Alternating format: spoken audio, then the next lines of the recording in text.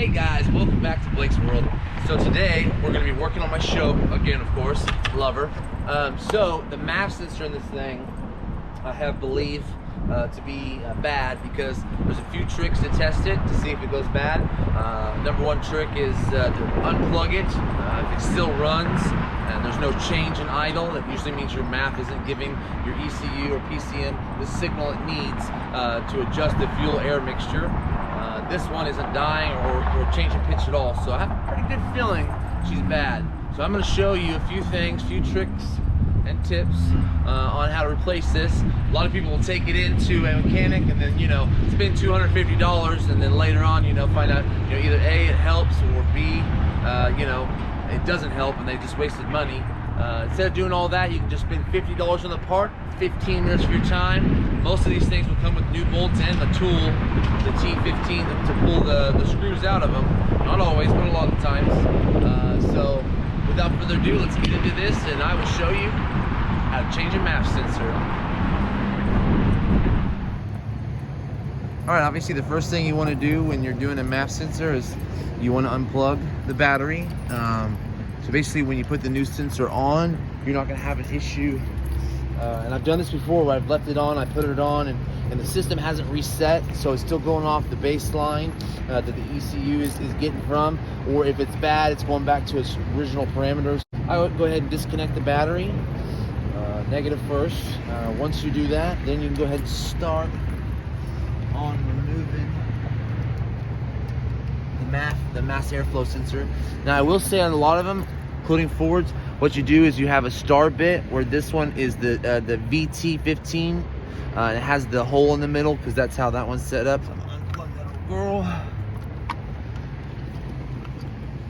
Now I will say, normally the normal one is when you undo these and you replace them and you reset the system, you want to always do like about 10 minutes with the battery off to completely reset the system. Usually this will come with either the whole deal or their sensor with new bolts.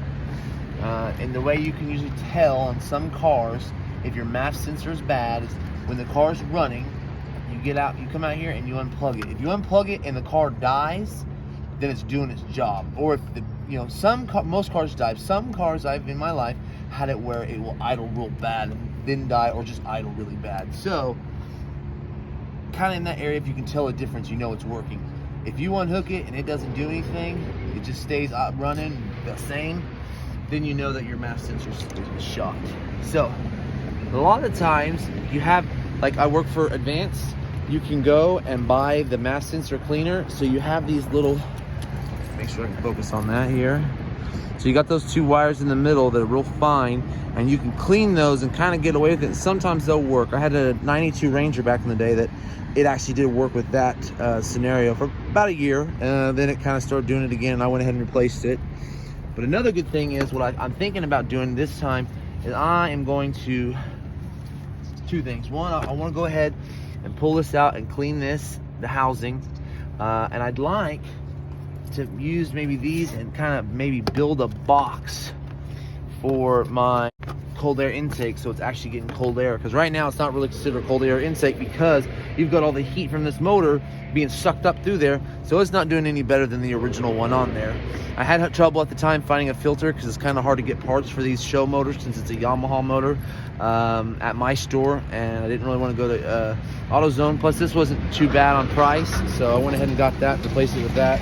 But as always, I kept the old parts just because if I ever want to go back or if I feel like that does better. And we start the car, we're going to see if it takes the check engine light off or not, but we're going to go ahead and I'm going to show you how to check an OBD1 computer for a Ford. I believe it's 80, I'll look this up, but I'm pretty sure, correct me if I'm wrong in the comments, it's a 1985 all the way up to 95. So it was about 8 to 10 years, I believe, where they had the OBD1 with like, you could buy the little sensor thing and plug it in. Actually a little thing over here that you can jump a wire to, and with this you can go in and count the blinks and write down how many codes. Like if it blinks 1 2 1 2 3, then you know it's 23. Your code is code 23. You look it up, find out what it is. But they also have computers that you can plug in and it'll tell you the codes.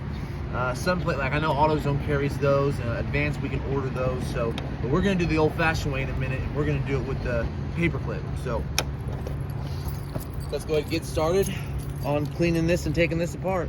Okay, now I've got this off. I went ahead and disconnected it from there. I've got the whole unit. So basically, the sensor actually lies down in there, bolts to that. So air comes in through the cold air intake, or your filter, goes, and this is kind of like a protective screen, and it goes through that hole up there, and when it rushes through there, that's what tells the computer how much fuel to mix with the air ratio. So basically, if that's not working, your fuel mileage is going to go down. It's going to run a lot worse than normal.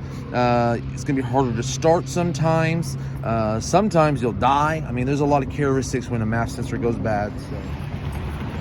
Okay, so now I've got some brake clean. We'll go ahead and try to get this nice and cleaned up best I can. What I got here, but I'm gonna let it dry because you definitely, want to put this back on. You know what I mean? It is flammable. So we'll set this aside and let it dry. I'm gonna go ahead and look at the other pieces and see how dirty they are. Sometimes your intake, including this, have the secondaries, the beautiful intake. One thing that we all love about the SHO engines, if you know the Yamaha engines well, they can get dirty, they can get clogged up, and so it's always good every once in a while pull them apart and clean them. I'm not sure. I know this car has said a lot. It does have 100,000 miles on it. I know that the 120,000 mile and do the timing chain and rechange all the seals and everything. That's all been done. Updates where you have to shim the valves, but even though it's been done, it has set a long time. Because it has set a long time, it's not really good for cars. It's just actually harder on a car to set than to drive it every once in a while. So I'll be right with you. We're gonna go ahead and start pulling this apart, kind of see what we got in there, give me kind of an idea how far I need to go. So I think what we're gonna do is we're gonna do a test run. I think I'm gonna go ahead and set this aside for now. I'm gonna make sure that I get this put in, because when I'm running this, I don't have the ambient air temperature sensor hooked up. My check engine light wasn't on before I put that on.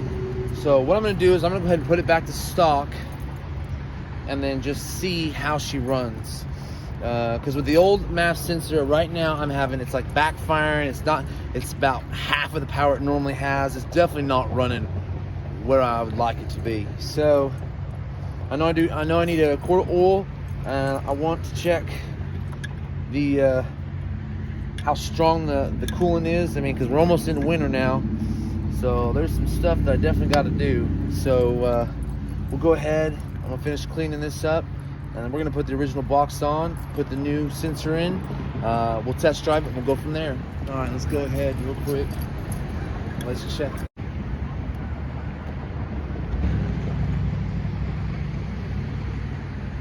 She's not doing too good. She's a little watery. Definitely not where she needs to be. So, crap. Okay, well, at least we know we got to do that. That's all right. We just want to make sure she don't freeze up in the block and bust the block over the winter. I know that the original deal was I couldn't find bolts and stuff, because I don't know what someone done before me, but they sure did a heck of a job messing some stuff up.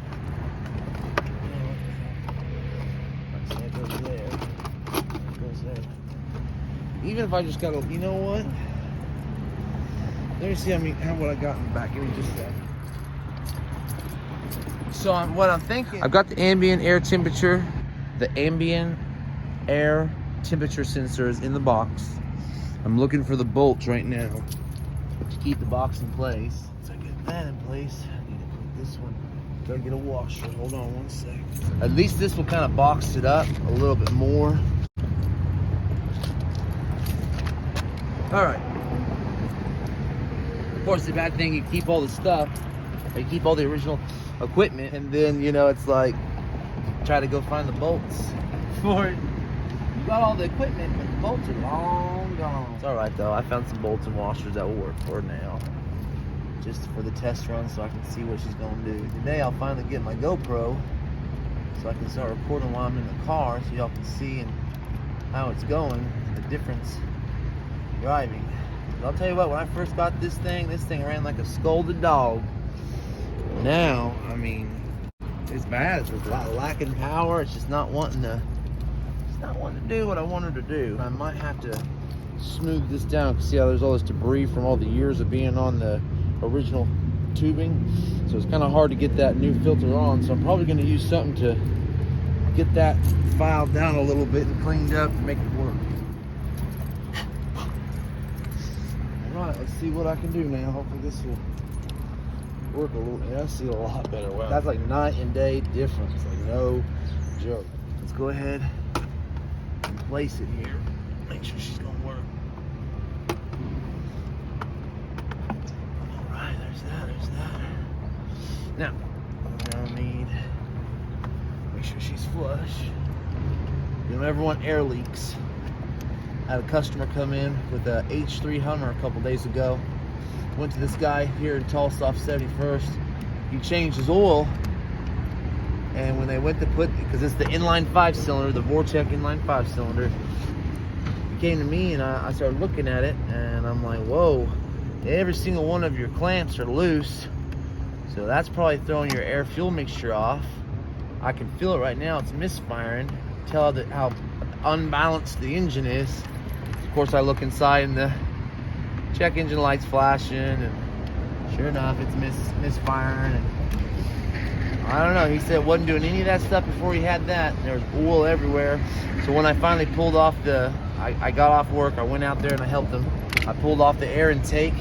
There was about, almost an inch full of oil in there, and I don't know if that's blow by. It had 155,000 miles, but all right. So now usually your kit will come with a new MAF sensor, 2 new bolts, and the correct size torque. So let's grab this out of the bag. It's wrapped up. She has this on her to protect her, so let's take that bad boy off. We'll put that one up in just a second. Line her up real quick, like that. Put these 2 new bolts in. Go ahead and get them started. Nice and easy here. Alright, so here's the new tool. Oh, that's pretty. Make sure she's untightened. And tighten her down.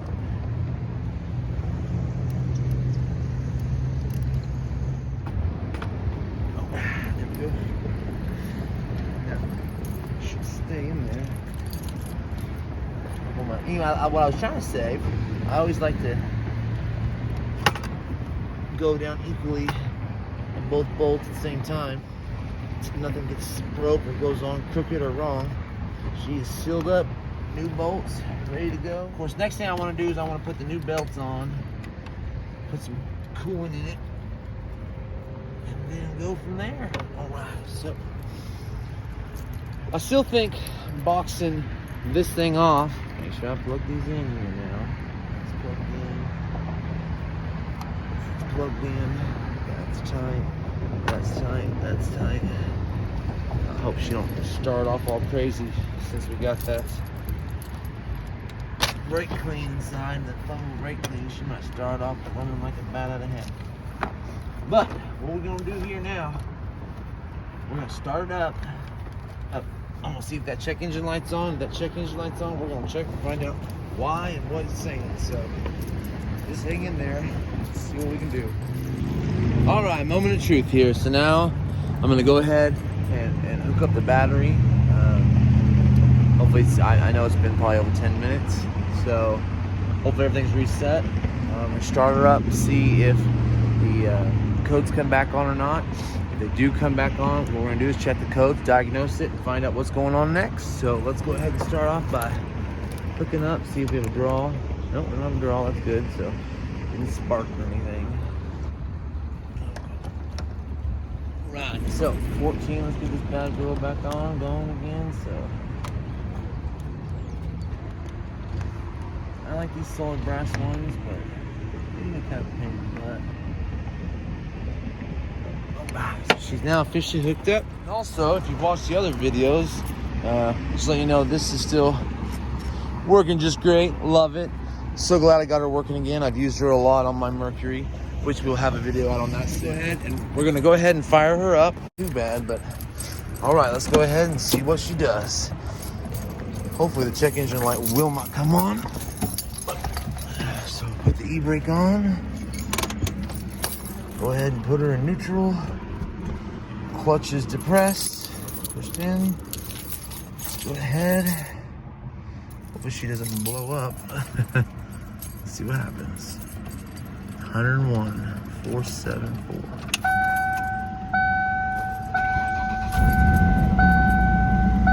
Check engine light's right here. ABS light's always on. Since I have LEDs, of course the lamp out's always on, but let's see, so far no check engine light.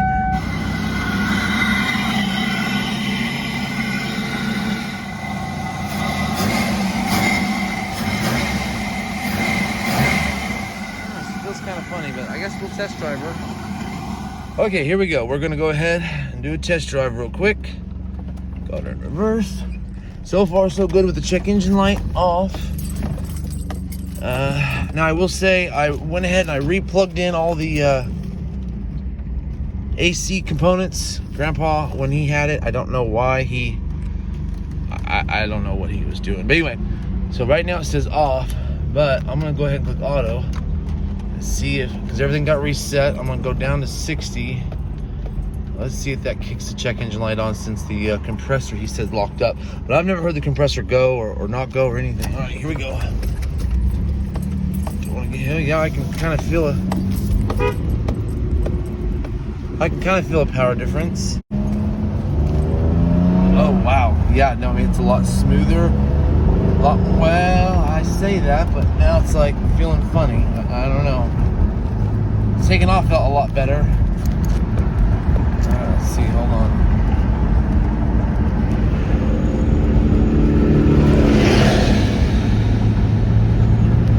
I mean, I know it runs good when I get up into the secondaries, so that's over 4,000 RPMs. Secondaries open. She runs a lot better. So, but anyway, so far, if I can fix this. But anyway, so far, it feels better, but not quite there, which I'm thinking because it ran so long with that bad mass sensor. It ran so rich, all that rich fuel goes through, and those can clog the catalytic converters. So I'm pretty sure what's going on is the cats are clogged. Not totally, obviously, or because I've had cats completely clogged where the car won't start to run, or it'll start up and it'll go and it'll die. So, but I can tell the lack of power. I can hear the exhaust leak. I see kind of the soot at the end of the exhaust. So yeah, that's pretty good. I felt the secondaries kick in, threw me back in the seat. The alignment's still off. That was the last video. I can see it's kind of cockeyed. I don't like that, but you know. All right, so what we're gonna do now is we're gonna go back, check engine light's not on, we're gonna go back and see if it gives us any code. Well, bad news. As I'm driving, it's finally starting to get warmed up. I'm about 5 miles into the drive. She still seems to be running good, but the check engine light did come on. So what we're gonna do is we're gonna go ahead and stop up here at my work off Memorial. I'm gonna pop the hood. I've got my little paper clip here. We're gonna count blinks on this OBD1. We're gonna find out what's going on with it.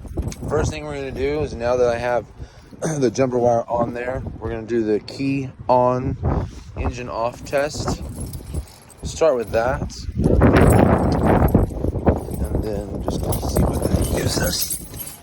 So first things first, I'll make sure that I've got my book, my trusty book here. Make sure that it'll open to at least a somewhat blank page here. And we're gonna go ahead. We're doing KOEO. Number 1, number 2, 3, and if I need to go out. So, okay, so now we're gonna do key to the on position. Okay, just ready to kick.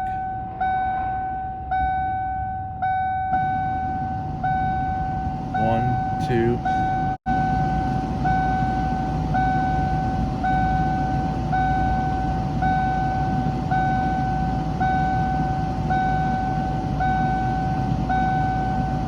Okay, so I went ahead and got that one taken care of. So now that was the key on, engine off. What I'm gonna do, so it looks like I've got 3 codes. I've got 1, 2, and 3. 32, 75, 57. So the one that really concerns me is number 32, the EGR not responding properly during the test.